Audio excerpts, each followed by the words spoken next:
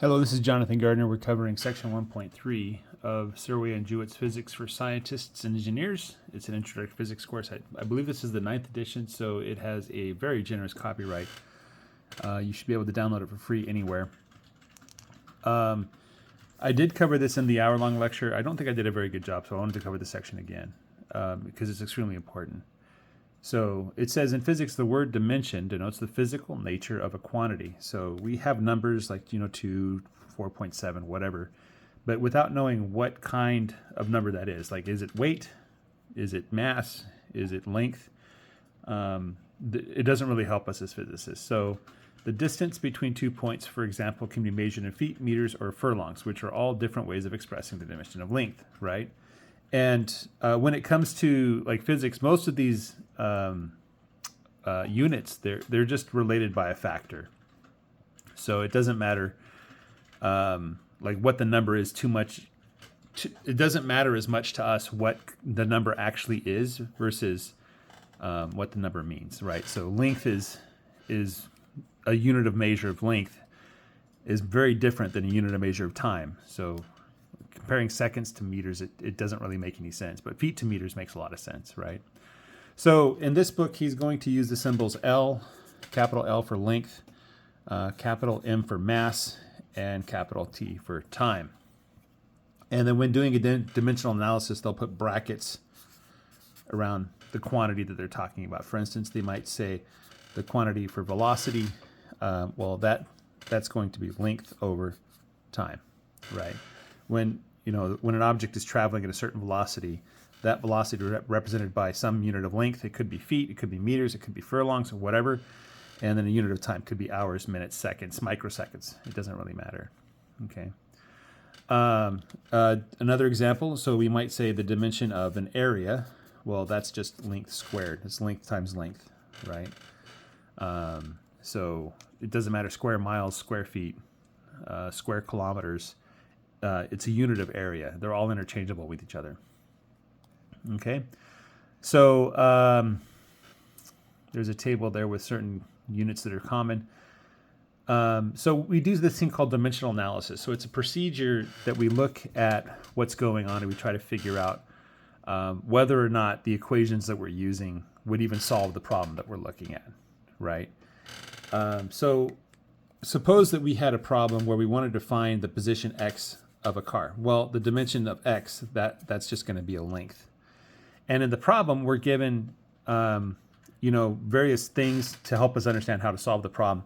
One of the things we're given an initial velocity, right? What's the velocity? That's just a length over time. And then we're given like how long the car has been traveling. So that's a unit of time, right? And so just by doing dimensional analysis, we can say, well, we're trying to find a length and we have a velocity and a time. So do we multiply or divide? Which one goes on top? Which one goes on bottom?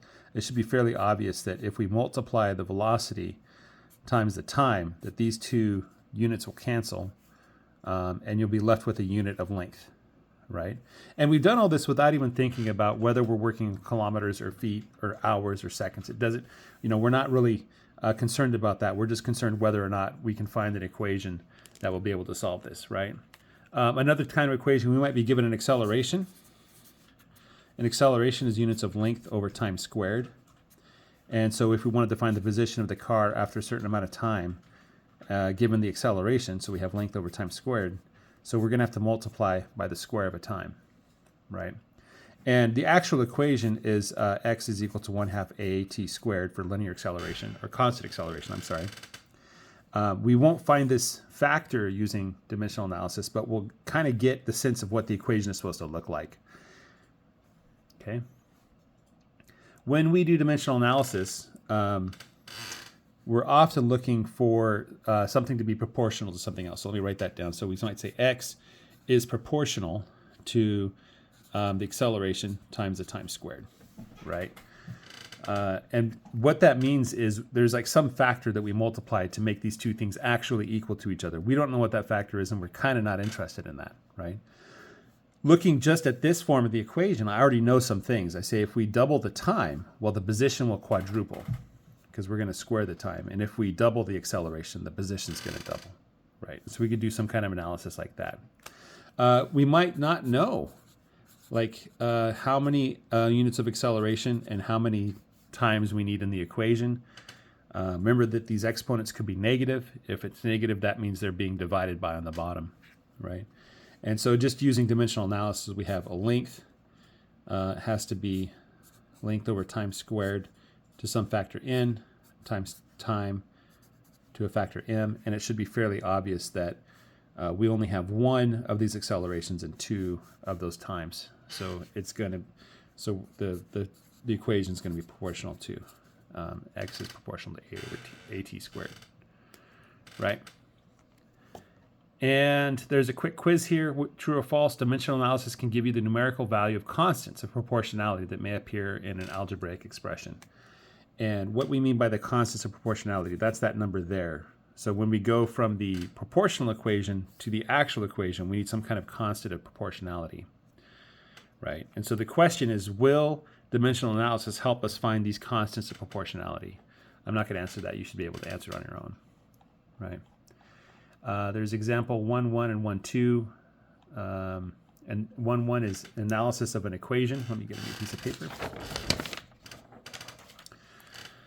Show that the expression v, I'll write that over here, v equals at, where v represents speed, a acceleration, and t an instant of time is dimensionally correct, right? So we know that the units of v is a length over time. The units of a is a length over time squared. And the units of time is just time, right?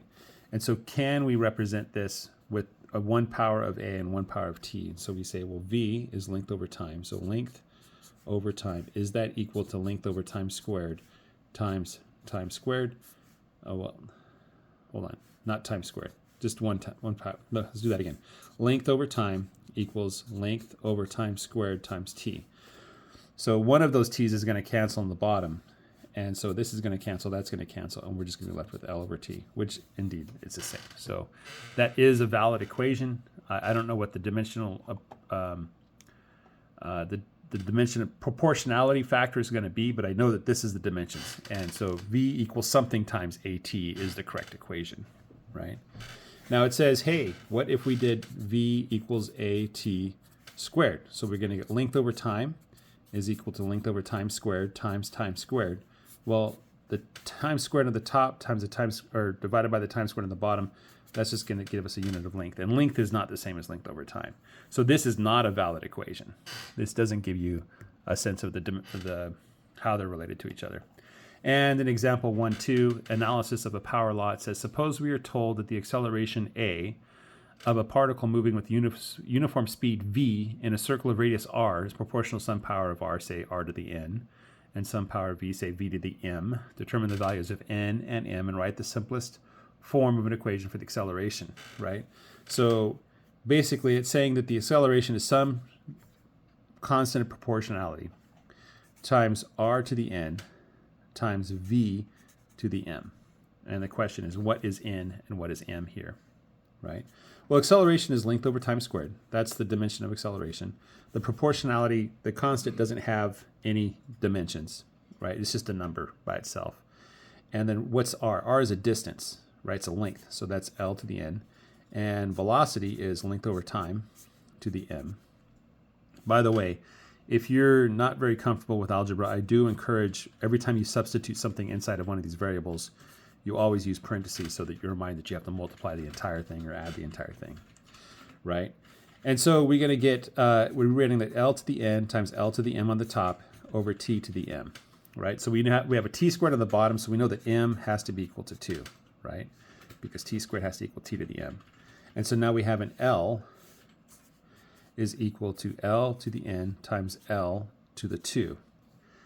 So what do we multiply L2 times L to the n? So that's going to be L to the minus 1 times L to the 2. Because when you multiply with the same base, different exponents, you're going to add the exponents together. And so we need to have the exponent of 1. Okay. So what is L to the minus 1? That's just 1 over L times L squared, right? So the acceleration is k times r to the minus 1 v to the 2. Or we can write that as k v squared over r. Okay, and that is the equation that we're going to be using. And there's some proportionality thing we're going to have to add in there. We don't know what that is. We'll have to do some more analysis to figure out what that is. But this is the basic structure of the equation. And again, as I said before, we could do a lot of analysis just using this. Like, what happens if we double the velocity? The acceleration has to quadruple because we're squaring the velocity. What happens if we double the radius? Well, the acceleration drops in half because the radius is in the denominator there. Okay. Thank you guys for your time. Take care. Bye-bye.